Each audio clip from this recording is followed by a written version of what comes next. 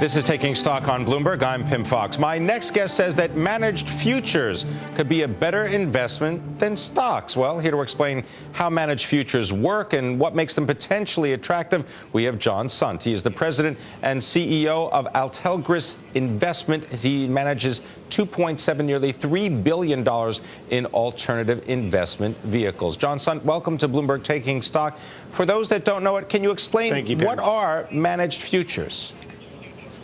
Managed futures are professionally managed accounts managed by money managers that can go long or short stocks, interest rates, commodities, or currencies. So what these managers do is they took a global outlook on the futures markets, 120 markets around the world, and they have computer-based models that follow trends in stock indices, in interest rates, in commodities, and currencies. So they're not trying to pick individual stocks, they're actually reacting to a trend. So we like to refer to most managed futures professionals as trend followers.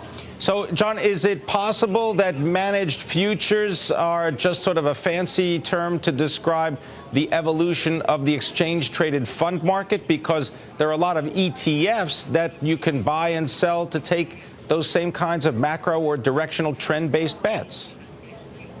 That's correct, but managed futures are professional money managers, so you're taking the decision out of the investor to try to decide whether crude oil is going to go up or down, or whether the global interest rates overseas are going to rise or fall, or whether the gold markets are going to rise or fall, or whether the dollar is going to go up or down, and you leave those decisions to the professional money manager. And these are highly sophisticated money managers that use computerized models to react to trends over time.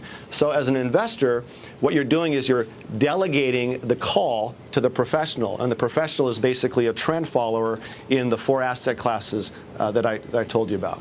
Are there historical records that would show over a period of time a lack of correlation between the performance of managed futures, as you described them, and let's say the world's equity markets, bond markets, or indeed currency markets? Right.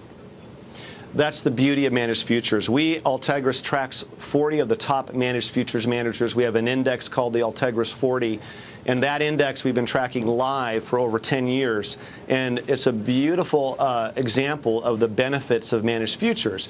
Managed futures have netted over 126% according to the index over the last 10 years, and the correlation to the equities market has been close to zero.